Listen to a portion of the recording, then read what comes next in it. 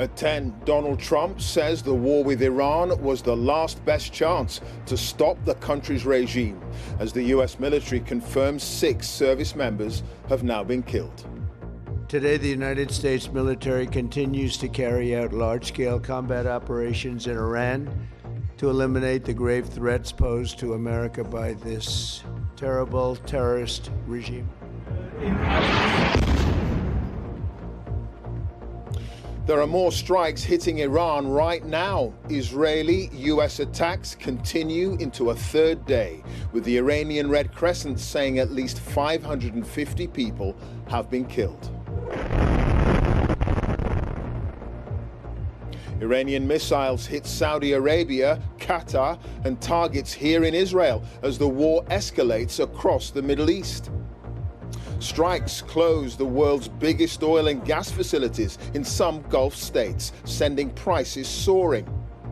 3 American jets are shot down by friendly fire in Kuwait, while Sir Keir Starmer says British involvement in the war will be for defensive operations only. This government does not believe in regime change from the skies. The Prime Minister explicit there about his view, the government's view, and explicit too about his disagreement with President Trump. And tonight, some of the 300,000 Brits in the region have returned home. We heard explosions, we heard the hotel shake, we could see columns of black smoke, we saw drone interceptions. As a third day of war draws to a close, we'll be reporting from across the region, from Dubai, Doha, Beirut, Cyprus, the Iranian border, and we'll hear directly from Iranians about what they want to happen next. On BBC London, we hear from Londoners with links to Iran on the widening conflict in the Middle East. Difficulty contacting friends and family is causing widespread uncertainty.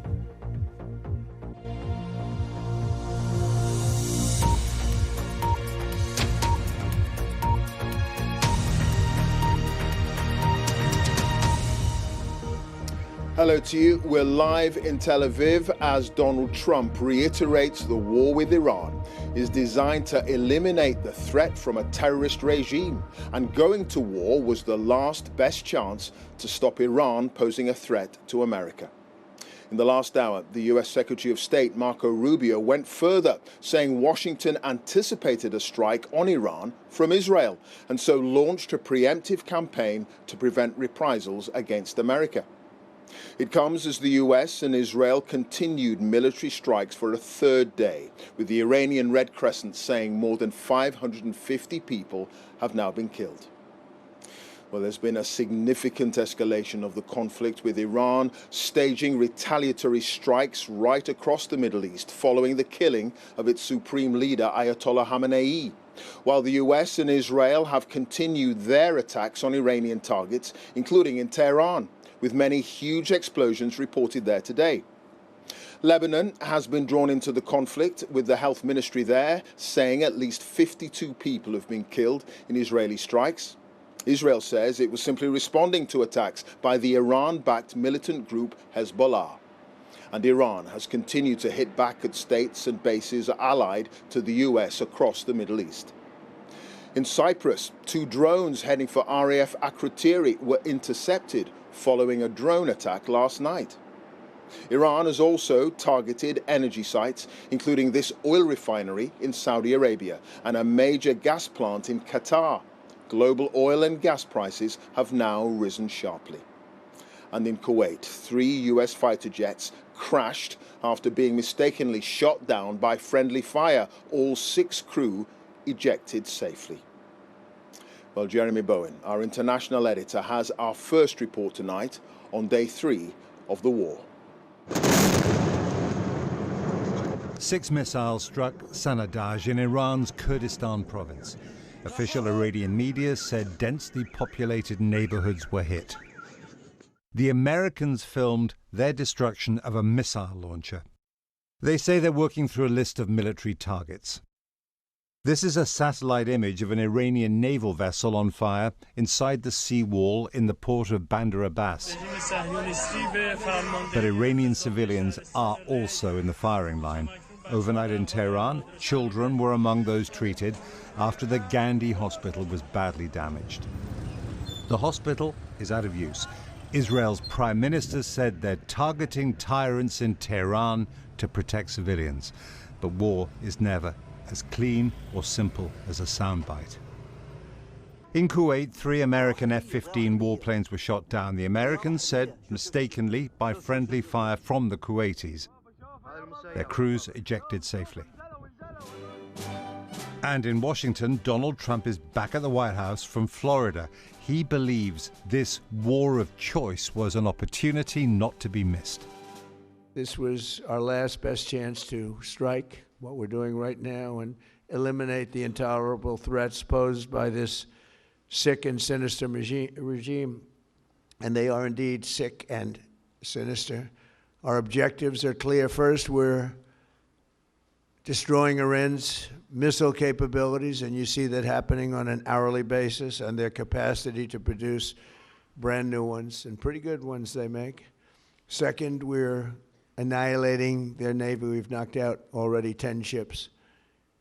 They're at the bottom of the sea. Third, we're ensuring that the world's #1 sponsor of terror can never obtain a nuclear weapon. The war is spreading across the Middle East. The Saudis' biggest oil refinery, Ras Tanura, was shut down by an Iranian attack. Iran is targeting Arab oil states across the Gulf, trying to disrupt and outflank America's power, hoping the Saudis and others will put pressure on Donald Trump to end the war. But making Gulf Arab states who did not want the war into targets, this was Dubai, looks to be a bad mistake for Iran, pushing them closer to the US and Israel. The Israelis attacked Beirut after Iran's Lebanese ally Hezbollah fired into Israel's north.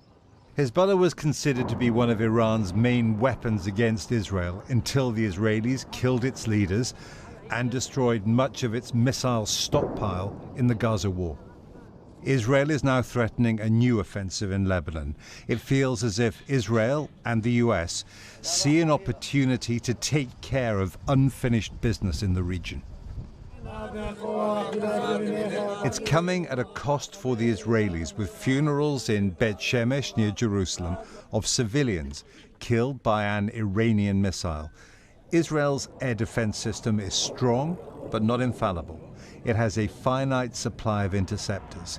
Iran is calibrating its attacks to try to force Israel to burn through its defenses. In Bet Shemesh, Benjamin Netanyahu, the prime minister, restated his war aims.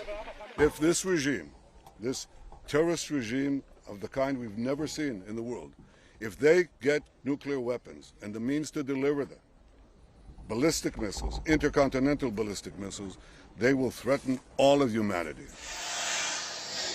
In Tehran tonight, the regime's loyalists are back on the streets. They've built an important core of support. Over the weekend, they filled the main square in the city of Isfahan. An internet blackout makes it hard to gauge the mood in Iran, but BBC Persian has been able to contact Iranians who want the fall of the regime. Bakeries and petrol stations are busy. The streets are not busy. The main concern here is that the US might do a deal and the authorities begin oppressing people all over again. I think the Revolutionary Guard still has power on the ground, and this is what makes people afraid. People feel anxious and elated all at once. With every explosion, some shout with joy from their windows.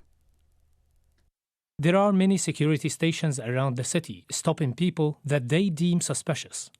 We are tired, very tired. The death of Khamenei is not enough.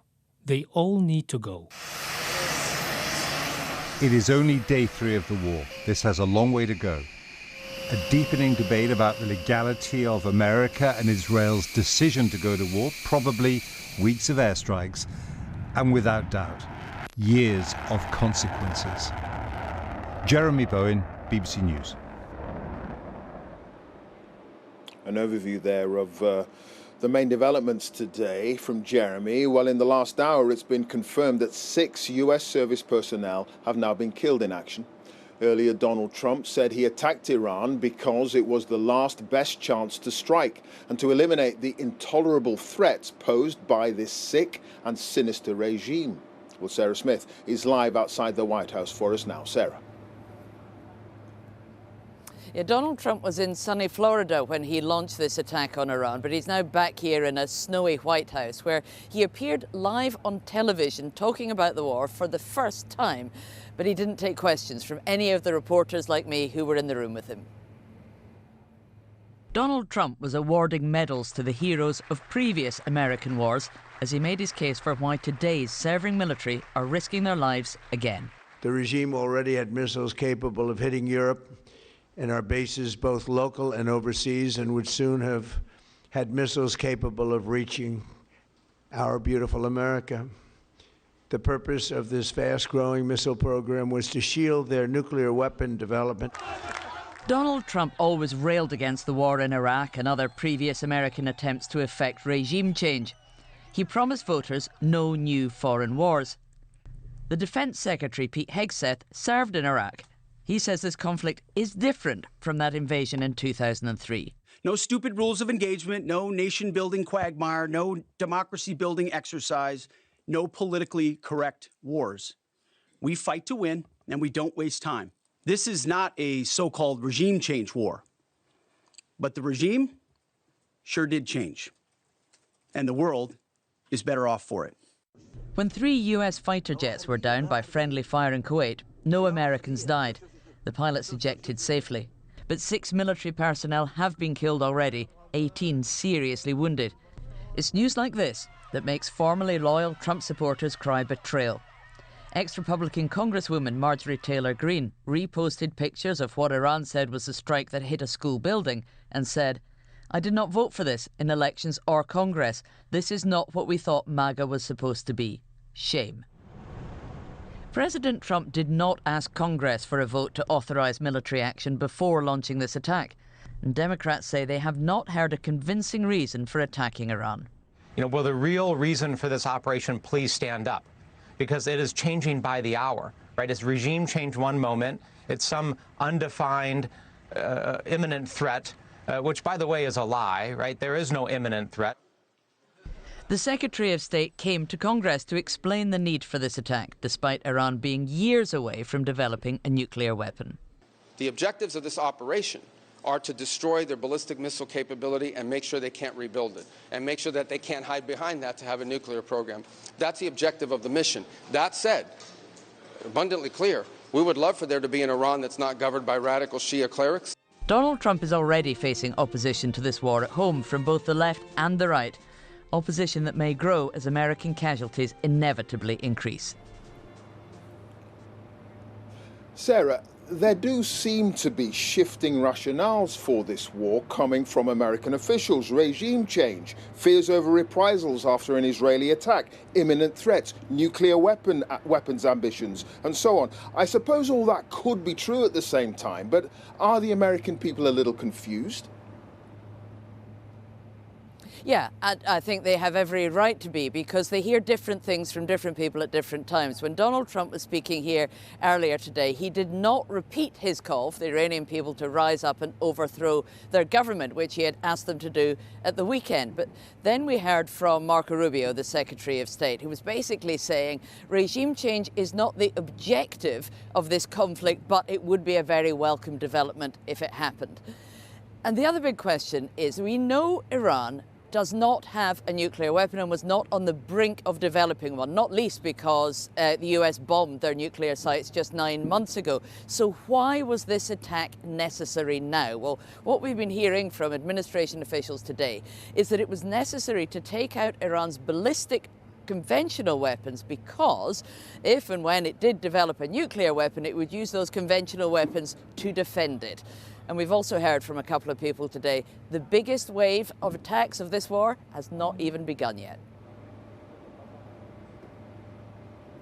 All right. Sarah, thank you. Sarah Smith, our North America editor there, live outside the White House. Well, it's understood RAF Fairford in Gloucestershire and the military base at Diego Garcia in the Indian Ocean will be used by the Americans for defensive strikes on Iranian missile sites. Meanwhile, sirens have been sounding at RAF Akrotiri in Cyprus, warning of a potential attack. The British base there has already been targeted by Iran. One drone hit the runway. Security has been boosted with additional fighter jets, but families on the base have been told to leave. Jessica Parker has just arrived in Larnaca in Cyprus for us and can speak to us now. Jessica, I suppose these are particularly anxious times for the folks on the base. Absolutely. It's been a pretty dramatic 48 hours here in Cyprus. So today we heard from the Cypriot government that 2 drones have been intercepted, that they say were heading towards the base RAF at Kratiri. And that's after, as you mentioned, a drone actually struck the base on Sunday night. There were no casualties, we're told, and the damage was limited. But where did that drone come from? Well, there are unconfirmed reports that the Iranian-backed Hezbollah group in Lebanon may have been behind the launch, but that has not been confirmed. What has been confirmed by UK officials is that they say that that first drone was launched before UK Prime Minister Keir Starmer said the US could use bases for what he's described as limited and defensive measures in order to strike Iranian missile sites. In the House of Commons, the British Prime Minister also said that bases here in Cyprus were not being used by US bombers. The Cypriot government itself very keen to stress that it isn't involved in the wider conflict. And for the people of Cyprus, of course, an anxious wait to see if the situation escalates. Jess, thank you. Jess Parker, who's just arrived on Cyprus for us. Thank you.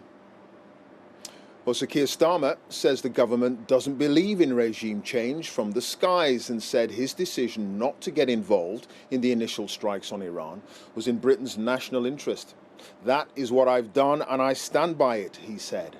Well, his statement in the Commons came after Donald Trump said he was very disappointed in the Prime Minister for taking too long to accept a US request to use British military bases for defensive strikes on Iranian missile sites. Well, Chris Mason is at Westminster for us tonight. Chris. Clive, the Prime Minister today explicitly and directly set out his view on this conflict after a couple of days in which his ministers were really struggling to cogently articulate what they made of America and Israel's actions and why. Let me play you around half a dozen contributions to the debate in the House of Commons this afternoon. It lasted for around 2.5 hours. We'll start with the Prime Minister. This government does not believe in regime change from the skies, and I thank him for his question. The lessons of history have taught us that it is important when we make decisions like this that we establish there is a lawful basis for what the United Kingdom is doing. That is one of the lessons from Iraq. And that there's a viable, thought-through plan. They're the principles I applied to the decision not to get involved in the offensive strikes of the US and Israel. They're also the principles I applied separately to the separate decision and a separate request from the US to be able to take defensive action. On Saturday, our allies in Canada and Australia immediately backed the action taken by America against this despotic regime in Tehran. And I have made it very clear that the Conservative Party also stands behind America taking this necessary action against state-sponsored terror. Does he not understand that after 10 years of negotiation that have failed, actually the West was left with no alternative? And does he understand also that actually, in refusing to support the US, he has humiliated us on the international stage?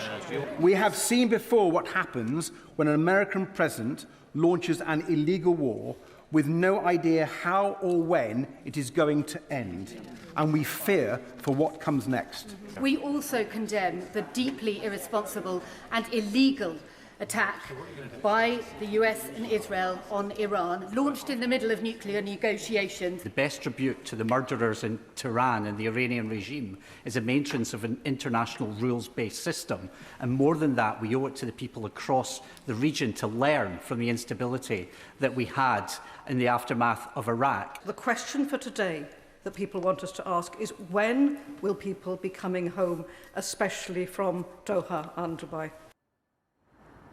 Prime Minister said there are around 300,000 Britons in the region, and the Foreign Office is working hard to bring people home as quickly and safely as we can, he said.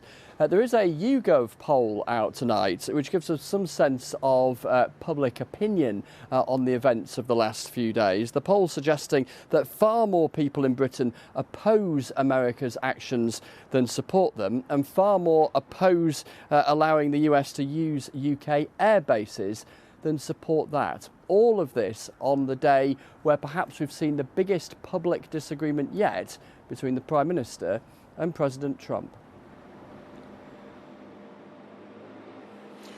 Chris, thank you. Chris Mason, our political editor there, live at Westminster. Well, our correspondents across the region have all the latest developments. Wira Davis is in Beirut. Ola Gearin is standing by in Erbil in northern Iraq. And Barbara Plett-Usher is in the Qatari capital, Doha. We're going to start with you, Wira, first in the Lebanese capital, which is now a new front in this war. Yeah, Clive, look, this is exactly what the Lebanese government and most people here didn't want, to get involved in another costly, divisive conflict with Israel. But the key thing here is Hezbollah. Hezbollah, of course, was a key ally of the Islamic regime in Iran. And when that was attacked, Hezbollah, which is still quite powerfully independent here, decided it was going to attack Israel with some missiles overnight. Israel's response to that was overwhelming, attacking Hezbollah positions here in the capital, in Beirut, and in the south of the country. There were explosions all day long, intermittently, drones overhead, and 52 people were killed in those strikes. And I think Israel has decided that it can't trust the Lebanese government to deal with Hezbollah.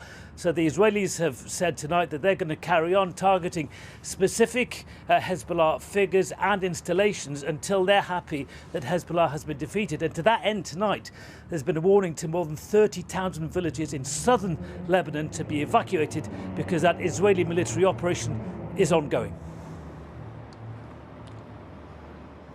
And Ola, you're in Erbil. US troops are stationed there, making it a target for Iranian proxy groups. Indeed, Clive, and last night there were flames in the night sky here in Erbil after an attack on a major US base at Erbil International Airport, which is just in the distance behind me. Safe to assume the base had been emptied out by then. It was such an obvious target.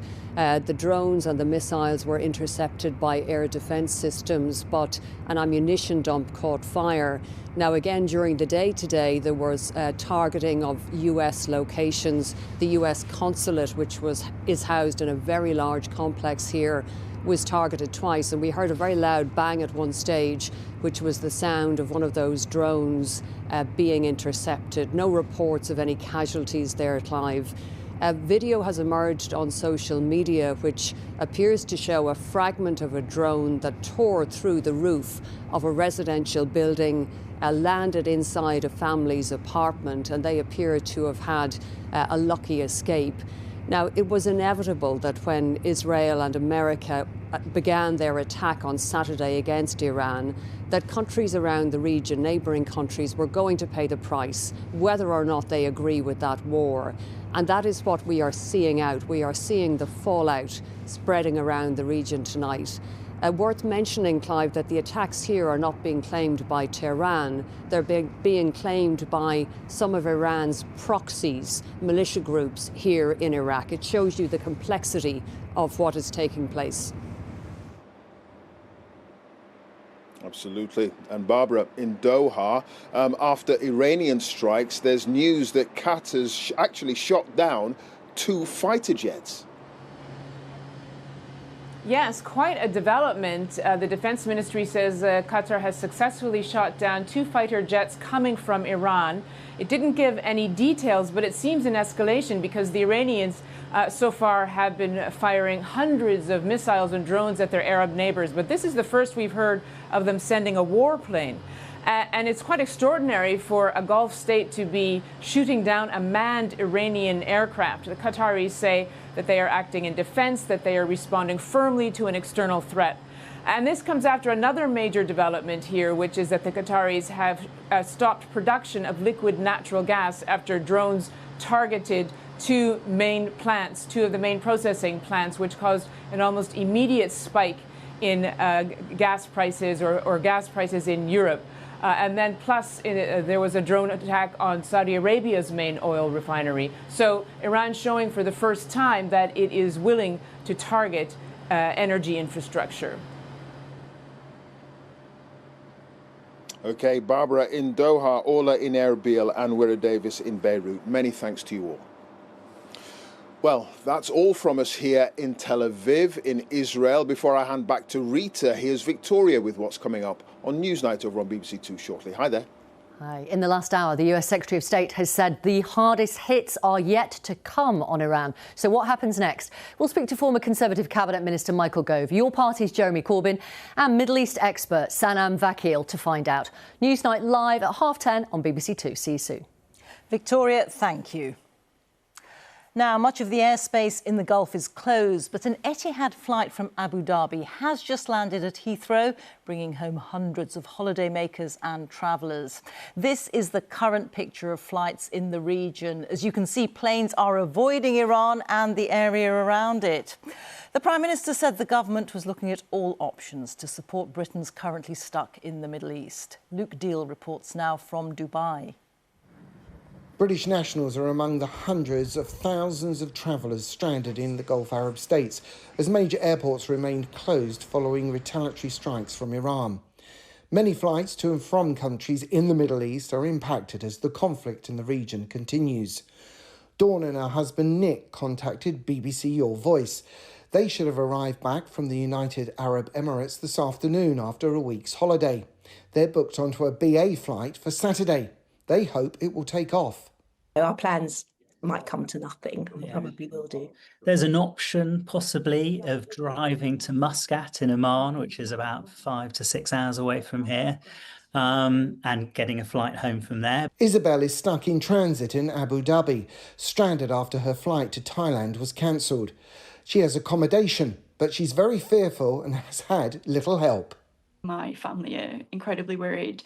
They're trying to contact the embassy and Etihad because we've had no communication from either. I have signed up to the alerts from the British embassy, but as of yet, haven't had any update. The travel situation here in Dubai remains extremely fluid. However, within the last hour, Emirates, the main airline, have issued a statement saying that they're going to be operating a limited number of flights commencing tonight, the 2nd of March. We're accommodating customers with earlier bookings as a priority, they say. And for those who have been rebooked to travel on these limited flights, they will be contacted directly by the airline. Meanwhile, passengers have arrived into Heathrow this evening on a flight from Abu Dhabi. We heard explosions, we heard the hotel shake, we could see columns of black smoke, we saw drone interceptions ahead. And while we were having breakfast on Sunday morning, there was black ash falling on the breakfast table. There were quite loud explosions being heard and quite a lot of military jets flying over. I've never had anything like it, never been so scared in all my life. Officials at the Foreign Office are understood to be working on plans for potential evacuation routes should the airspace here in the Gulf remain closed. Luke Deal, BBC News, Dubai. Well, the conflict in the Middle East has caused prices for oil and gas to surge. As you heard, Iran is targeting the energy infrastructure of neighbouring Gulf states. It's closed the narrow Strait of Hormuz, a critical supply route for tankers, and is threatening to set any ship trying to get through on fire. That's according to Iranian media. The largest oil refinery in Saudi Arabia was hit in a drone attack and has paused operations, and Qatar has shut down its liquefied natural gas production after it says it was targeted. Faisal Islam has been looking closely at how supplies are being affected by the hostilities and at the possible impact on the prices we pay for our energy. Oil tankers ablaze. The biggest oil facility in the world in Saudi Arabia targeted and closed, these satellite images showing the extent of the attack. And so too the biggest gas export facility in neighbouring Qatar. The flow of energy firmly disrupted and the possibility of what markets have called their worst nightmare. Here is what happened this morning. Oil prices jumped 10%. If sustained, that could feed through to a several pence bump in diesel and petrol pump prices later in the month. Gas prices here in Europe jumped by nearly 50% this morning after the news from Qatar, which, if sustained, could see a rise in domestic energy bills, though not until the summer. Some context is helpful, though. This bump, though material, is not the fourfold increase seen in 2022 when Russian supplies were cut off amid the Ukraine war. If we continue to see things continue to escalate, $100 oil is certainly not off the cards. But I think the key unknowns are how long the disruption lasts and how extensively it broadens. And this is why. Here you can see, even on Saturday, the flow of gas and oil tankers transporting a fifth of the world's oil through the narrow Straits of Hormuz start to slow as the US-Israeli attack on Iran begins. By yesterday, the red triangles indicating oil and gas tankers dry up, and now it's stopped entirely. And there are dozens of these essential energy transports at anchor, the red circles here, in the open Gulf, too scared to cross the 24-mile straits between Oman and Iran. All this comes at the very moment the economic weather in the UK had been starting to look a little brighter. In the Treasury, they're putting the final touches to the spring statement tomorrow, and that is principally a new set of official forecasts on jobs, inflation, and the economy in general. And if today's moves on gas and oil markets are sustained for weeks or months, then all of those figures are out of date even before the spring statement is published. But that is still an if. Energy supply to Europe is not disrupted so far, but the price we pay for our fuel and energy seems likely to rise. Faisal Islam, BBC News. Let's get a final word from our international editor, Jeremy Bone. Jeremy, just looking at what's going on, has the US set off a chain of events here that it might not be able to control? I think that is a real danger at the moment. The thing about war is that when it starts, it is hard to control, especially when it's spreading so quickly around the world's most turbulent and volatile region. And especially, too, when the protagonists in it, the Israelis and but less the Israelis, more the Americans, have these shifting stated intentions about what it is they actually want out of this. Trump's still saying things which aren't true, like they're about to build missiles that could have hit the US. Not true. Talking about being close to getting a nuclear weapon. Not true. These are things, though, that are still being used in justification for what they're doing. So I think we'll see an intensification of the war. That is also what they're saying. But there's also this business of how it ends, where it goes, what the consequences are. Those are a lot of unknowns in all of that. But I think what we can say, without a shadow of doubt, is this is such a dangerous and unpredictable moment, which is going to have potentially a lot of consequences for a lot of people over a protracted period. Jeremy, thank you very much.